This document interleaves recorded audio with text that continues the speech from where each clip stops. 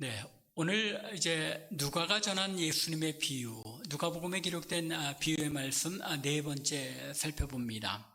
선한 사마리아인의 비유. 여러분들 너무나도 잘 아시는 비유이죠. 이 이제 비유의 말씀은 사실은 다른 복음서에는 기록되지 않고 누가복음에만 기록된 비유의 말씀입니다. 그래서 이 말씀을 통해서 우리가 또 하나님께서 어떤 말씀을 우리에게 주시는지 함께 나눠보기를 원합니다. 여러분들도 자녀들을 다 이제 키우셨지만 제가 저희 또래들이 이제 자녀들을 키울 때 애들 프로그램 중에 뽀뽀뽀라는 그런 프로그램이 있었습니다. 여러분들도 뭐 아시는 분들 아시겠지만은 그 뽀뽀뽀라는 어린이 이 프로그램에 애들이 이제 미국에서 어렸을 때인데, 그때는 이제 지금처럼 뭐 방송에서 한국 방송이 나오는 게 아니고 어떻게 했습니까? 비디오를 빌려다가 이제 VHS라고 그러죠. 그걸 갖다 틀어서 보여주고는 했는데, 한 번에 애들하고 같이 보는데, 그 프로그램에 이런 이야기가 나온 적이 있습니다. 어떤 고양이가 런던을 다녀왔습니다.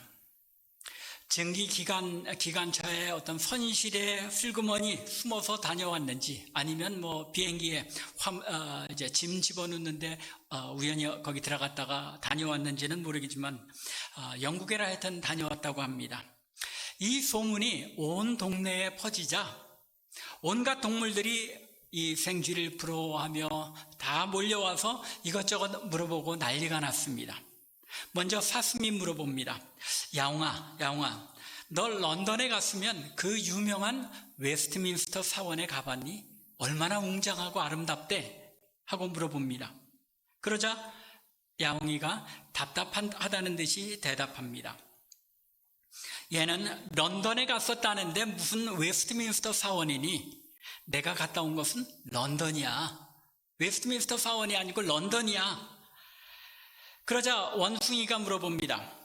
야옹아, 그러면 세계에 온갖 희귀한 것이 다 있다고 하는 대형 박물관에는 가보았니? 그러자 야옹이가 대답합니다.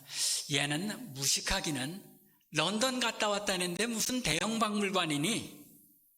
내가 갔다 온 것은 런던이야. 그러자 원숭이가 다른 동물들이 물어봅니다. 야옹아, 그러면 넌 도대체 런던에 가서 뭘 보고 왔니? 야옹이가 대답합니다. 얘들아, 내가 런던에 가보니까 시커먼 연기를 뿜는 큰 공장들이 있는데 그 공장 안에 들어가 보니까 이건 완전히 천국이더라고. 먹음직스럽게 토실토실하게 찐 생쥐들이 우글우글 하는데 포식하고 돌아왔다. 이렇게 대답했다고 합니다. 얼마나 교훈적인 이야기입니까? 먼 눈에는 뭐만 보인다고 하죠. 사람은 누구나 자기의 관심에 따라 그것에 초점을 맞추고 편견과 선입견에 따라서 모든 것을 조명합니다. 요즘 뭐 좌니 우니 뭐 다투고 하는 것도 결국은 뭐예요? 자기들 관심 있는 것만 보고 주장하는 겁니다. 그래서 동일한 설교 말씀을 듣고도 어떤 분은 나는 이런 점에서 은혜를 받았다고 이야기하는데 다른 사람들은 또 다른 점에서 은혜를 받았다고 이야기합니다. 또 어떤 사람들은 나는 전혀 은혜를 못 받았어 라고 이야기하기도 합니다. 우리가 성경을 읽다 보면 어떤 말씀들은 상당히 입체적인 의미를 가진 것을 보게 됩니다. 아니, 오히려 제가 성경을 연구하면서 보니까 성경 말씀이 대부분이 아주 입체적인 의미를 가지고 여러 가지 깊은 뜻을 말씀하시는데 우리가 편견과 습관 때문에 아주 단편적으로, 평면적으로 이해하는 경우가 많은 것 같습니다. 오늘 우리가 살펴볼 선한 사마리아 사람의 비유도 역시 우리가 너무나도 잘 알고 있는 내용임에도 불구하고 우리는 이 말씀을 이해할 때 때로 너무 단편적으로, 평면적으로 이해할 때가 많습니다. 지금은 돌아가셨지만 제가 예전에 신학교 다닐 때 배웠던 한 설교학 교수님께서는 이 선한 사마리아인의 비유만을 가지고도 설교를 한 25편은 할 수 있을 것이다 라고 말씀을 한 적이 있습니다. 그 말씀은 곧 그토록 여러 각도에서 사마리아인의 비유를 살펴볼 수 있다는 말씀이죠. 이 말씀을 통해 그렇게도 풍성하고 다양하게 은혜를 받을 수 있다는 말씀입니다. 그래서 오늘은 우리가 이 너무나도 잘 알고 있는 비유의 말씀이지만 조금 다른 각도에서 살펴봄으로써 이 비유의 말씀에 대한 우리의 이해를 넓혀보고자 합니다. 물론 오늘 이 설교 말씀을 듣는다고 해서 선한 사마리아 사람의 비유가 가지고 있는 그 입체적인 모든 의미를 다 이해했다고 할 수는 없을 것입니다. 하지만 이 비유의 말씀이 가지고 있는 또 다른 한 면을 이해하게 됨으로써 하나님께서 우리에게 주시는 은혜를 얻기를 바랍니다. 첫째로 이 선한 사마리아인의 비유를 통해서 예수님께서는 이웃을 사랑한다는 것이 얼마나 어려운 일인가를 우리에게 가르쳐주고 있습니다. 제가 이렇게 말씀드리니까 아직도 전에 알고 계시던 사마리아인의 비유를 생각하시는 분들은 속으로 생각하기를 이 선한 사마리아인의 비유는 사실 그리스도인들, 하나님의 백성들로 하여금 이 선한 사마리아인처럼 착한 행실로 이웃을 사랑하라는 말씀이 아닌가라고 속으로 생각하실지 모르겠습니다. 맞습니다. 1차적으로 이 말씀이 의도하는 바는 우리가 선한 사마리아 사람처럼 이웃을 사랑하라는 말씀입니다. 본문 어디를 눈 씻고 찾아보아도 이웃을 사랑하는 것이 참 힘들다라고 예수님께서 표면적으로 말씀하신 것은 없습니다. 그러나 우리가 글 뒤에 숨겨진 의미를 조금만 추리해 본다면 예수님께서 이 비유를 통하여 이웃을 사랑한다는 것이 얼마나 어려운 것인가에 대하여서도 말씀하고 계시다는 것을 알 수 있습니다. 오늘 본문 27절에 나타나는 바와 같이 유대인들에게는 그들의 중요한 율법이 있었죠. 내 이웃을 내 자신같이 사랑하라. 먼저는 마음을 다하여 목숨을 다하여 힘을 다하여 그리고 뜻을 다하여 하나님을 사랑해야 하는 것이지만 그와 동시에 우리 하나님의 백성들에게는 이웃을 자신과 같이 사랑하라는 계명이 있는 것입니다. 이 말씀은 그 아래 주어진 것처럼 레위기 19장 18절의 말씀을 인용한 것입니다. 원수를 갚지 말며 동포를 원망하지 말며 내 이웃 사랑하기를 내 자신과 같이 사랑하라. 하나님께서 이스라엘 백성들에게 주신 명령입니다. 그래서 이스라엘 사람들은 내 이웃, 즉 형제 자매된 이스라엘 사람들만을 내 몸과 같이 사랑하라는 뜻으로 해석하고는 했습니다. 더 나아가 심지어 바리새인들 사이에서는 내 이웃이 누구를 가리키는 것이라고 해석했습니까? 자신들, 바리새인들만 서로 사랑하라는 식으로 이스라엘 사람들만 혹은 자신이 속한 그룹의 사람들만을 이웃으로 간주하는 것이 일반적인 그들의 이스라엘 백성들이 이 율법을 이해하고 실행하는 모습이었습니다. 왜 그렇습니까? 모든 인간에게는 집단 이기주의라는 그런 본능이 있죠. 그래서 내가 속한 몇몇 사람들만을 사랑하고 내 이웃으로 여기는 것, 그것이 우리의 몸에 배어 있다는 것입니다.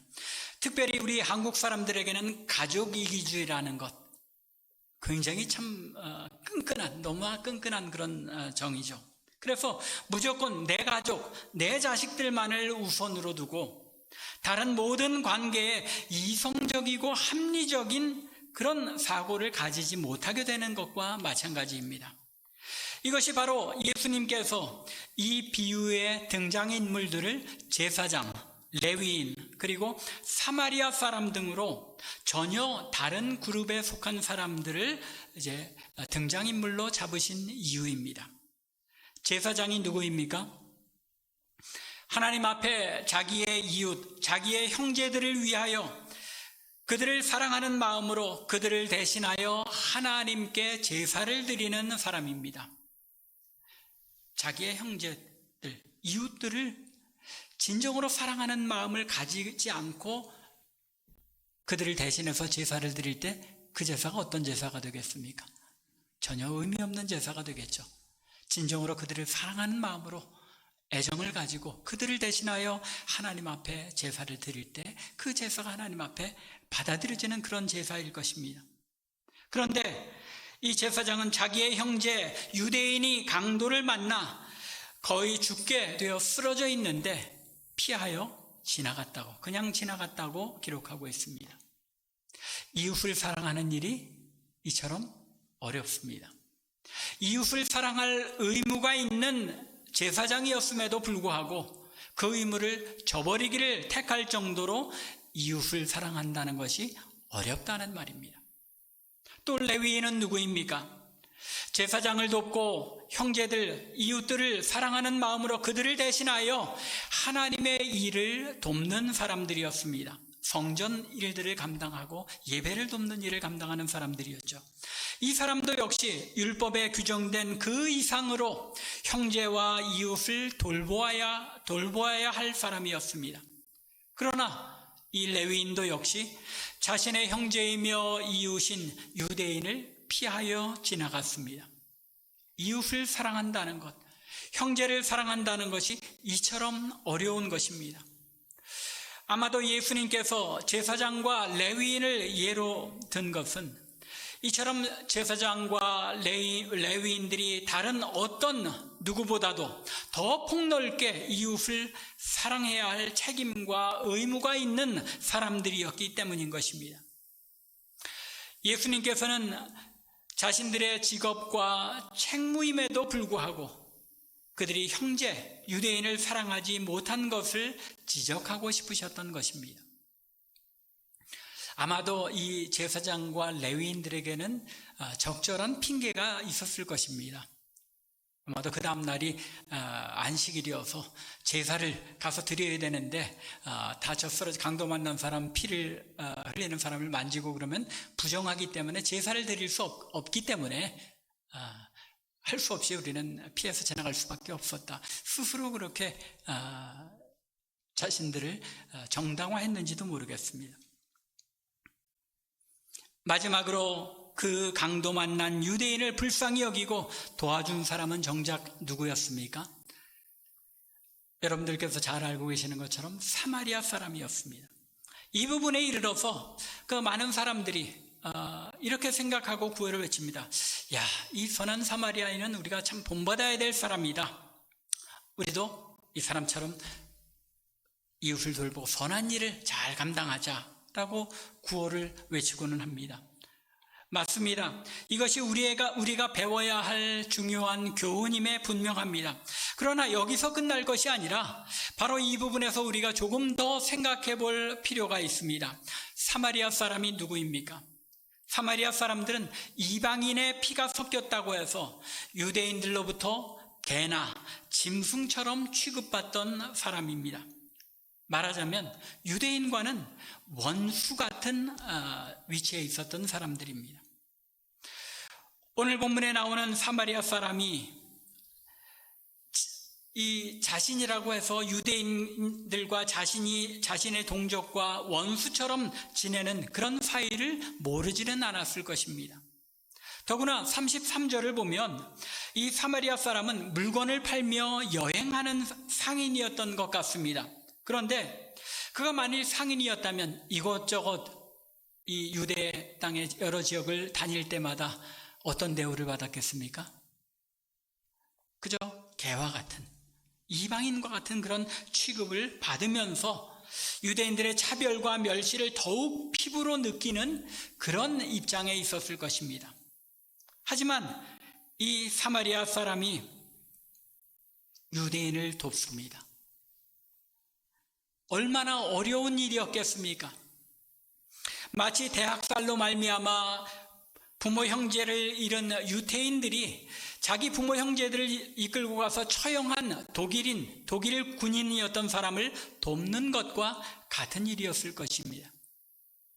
바로 여기에 예수님께서 이 비유를 통하여 말씀하시고자 하셨던 중요한 한 의미가 있는 것입니다. 이웃을 사랑한다는 것은 마치 원수를 사랑하는 것처럼 어려운 일이다. 어떻습니까? 이제 예수님께서 선한 사마리아인의 비유를 통하여 말씀하시고자 하셨던 내용이 바로 이웃사랑의 어려움, 이웃을 사랑한다는 것이 얼마나 어려운 것일까를 말씀하시고자 하셨다는 것이 이해가 가십니까? 이웃사랑은 그만큼 쉽지 않습니다. 이웃사랑은 마치 나를 핍박하는 원수를 사랑하는 것처럼 어려운 것이 이웃사랑입니다. 이것이 바로 이 선한 사마리아 사람의 비유가 오늘날 우리에게도 적용될 수 있는 이유인 것입니다. 우리는 사람과 사람들 사이에 별의별 일들이 다 일어난다는 것을 잘 알고 있습니다. 내 주변의 사람들 가운데 내가 상처를 주기도 하고 때로는 내가 상처를 받기도 하는 것, 이것이 사람과 사람의 관계입니다. 그리고 심지어 모욕과 멸시에 가까운 수치의 감정을 느끼게 되는 경우들도 있습니다. 또 이민사회에서 타민족들에게 마치 오늘 본문의 사마리아 사람처럼 차별로 인하여 굴욕감을 느끼게 되는 일들도 있을 것입니다. 말하자면 우리들 자신이 바로 유대인들로부터 멸시받던 사마리아 사람들일 수 있다는 것입니다. 그럼에도 불구하고 내게 상처를 주고 모욕과 수치를 주는 그 사람들을 사랑하여야 한다는 것이, 그것이 극히 어려운 일임에도 불구하고 우리는 이 시대의 사마리아 사람들이 되어야 한다는 것입니다. 이 사회는 우리를 차별하고 멸시할지라도 사회의 구석구석에서 우리의 도움을 필요로 하는 사람들, 홈레스 피플들, 소외당하는 사람들, 어려움당한 사람들을 사랑해야 하는 것, 이것이 바로 우리의 이웃사랑이 되어야 하는 것입니다. 어렵고 힘든 일임에도 불구하고 우리가 이 사랑을 이루어가고자 몸부림쳐야 한다는 것입니다. 저도 그렇겠지만 여러분들도 마음속에 참 이 사랑을 이루어가기가 너무나 힘들다는 것 잘 느끼고 계시리라 생각합니다. 그러나 우리가 서서히라도 이루어가야 하는 이웃사랑인 것을 우리가 기억해야 하는 것입니다. 두 번째로 선한 사마리아 사람의 비유를 통하여 예수님께서 말씀하시고자 하신 것은 진정한 이웃사랑은 나의 지금 형편에 좌우되는 것이 아니라는 사실입니다. 흔히 많은 사람들이 마음은 간절하지만 내가 지금 형편이 안 되어서 라고 말하면서 이 다음에 조금 내가 형편이 나아지면 이웃에게 사랑까지도 베풀지 하는 생각을 하고는 합니다. 하지만 예수님께서 오늘 본문을 통해 말씀하시는 이웃사랑은 우리에게 요구하시는, 주님께서 요구하시는 이웃사랑은 지금 내 형편에 따라 이웃을 사랑하는 그런 사랑이 아니라는 것입니다. 흔히 많은 사람들이 생각하기를 만일 사마리아 사람이 장사꾼이었다면 돈을 좀 가지고 다니지 않았을까, 돈이 꽤 있지 않았을까라고 생각하기도 합니다. 하지만 오늘 본문 35절을 보시기 바랍니다. 35절을 보면 그 이튿날 그가 주막주인에게 데나리온 2를 내어주며 이르되 이 사람을 돌보아주라. 비용이 더 들면 내가 돌아올 때에 갚으리라 하였으니. 지금 이 사람에게 여윳돈으로 가지고 있는 것이 얼마밖에 없다는 거예요. 2 데나리온인데 한 데나리온이 성인 어른 한 사람이 하루 일하는 일당에 해당된다고 합니다. 그죠? 요즘으로 따지자면 100불, 200불 또는 조금 더 하면 300불 정도, 그 정도의 비용밖에 가지고 있지 않았다는 것입니다. 문제의 초점은, 혹 어떤 사람들은 이 정도 돈이면은 넉넉하지 않았느냐라고 말할지도 모르겠지만, 문제의 초점은 바로 그 사마리아 사람의 이웃 사랑은 자신이 가진 것을 다 털어주는 사랑이었다는 것입니다. 뿐만 아니라 돈이 더 들면 어떻게 하겠다고요? 나중에라도 자신이 돌아올 때에 그것을 갚아주겠나라고 하는 적극적이고도 전적인 이웃 사랑이었다는 것입니다. 주님께서 우리에게 가르치시는 이웃 사랑이 바로 이런 사랑이라는 것입니다. 자신의 사랑을 받을 대상이 못 되는 것처럼 보이는 사람을 비록 사랑하기 어려운 대상인 유대인이었지만 그 이웃을 사랑하되 자신이 지금 있는 그 상황 속에서 최선을 다하여 자신의 것을 전부 내어주는 사랑, 이것이 바로 참된 이웃 사랑이라는 것입니다. 이것이 또한 예수님께서 그리고 하나님께서 바로 여러분들과 저를 사랑하신 방법이 아닙니까? 여러분들과 제가 어디 하나님께 사랑을 받을 만해서 하나님께서 우리를 사랑하신 것입니까? 또 우리를 사랑하시되 자신을 전부 내어주신 그 사랑, 이 사랑이 바로 하나님의 사랑 아니었습니까? 바로 이 사랑 때문에 우리는 사랑하기 힘든 이웃들, 인간관계로 보아서는 욕이나 한바탕 퍼부어주고 상종을 안 해도 될 것 같은 사람들을 지금 내가 처한 형편과 사정 속에서 최선을 다하여 있는 그대로 다 내어주는 사랑으로 사랑해야 하는 것입니다. 이것이 예수님께서 선한 사마리아인의 비유를 통하여 우리에게 가르치시는 이웃 사랑인 것입니다. 우리는 이러한 사랑을 해야 한다는 것입니다.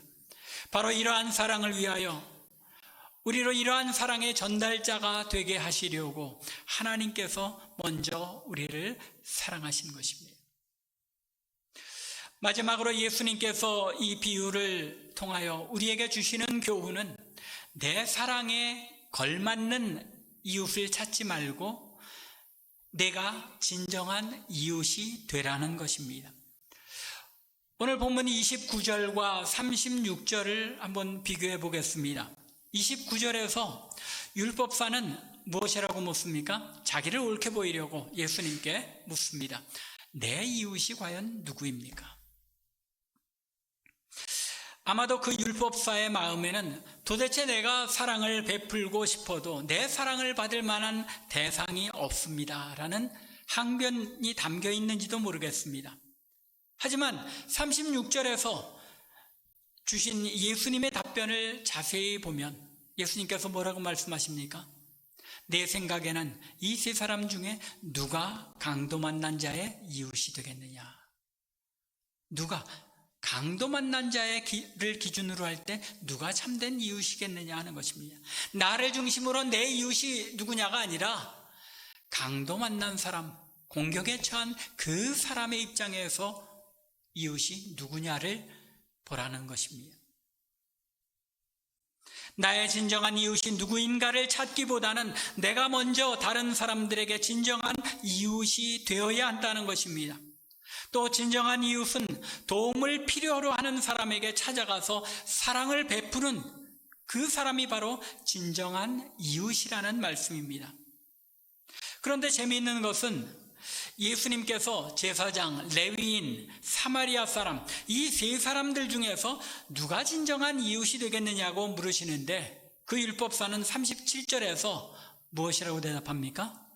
자비를 베푼 자니이다. 지금 사마리아 사람이라는 것을 이 사람이 지금 이 바리새인이 알고 있습니까? 모르고 있습니까? 분명히 알고 있음에도 불구하고 자비를 베푼 자니이다. 무슨 얘기입니까?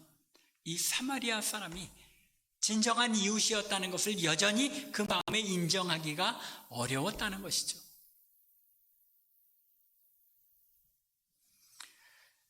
그 마음에 자신들이 멸시하는 사마리아인이 강도 만난 유대인의 참된 이웃임을 인정하기를 마음속에 여전히 꺼려하였던 것입니다.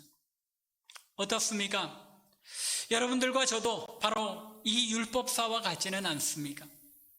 누가 우리의 도움을, 사랑과 화해를 필요로 하는 사람인지 너무나도 잘 알고 있습니다. 그리고 또 우리가 바로 그 사람에게 찾아가 이웃 사랑을 베풀어야 할 사람들이라는 사실도 너무나 잘 알고 있습니다.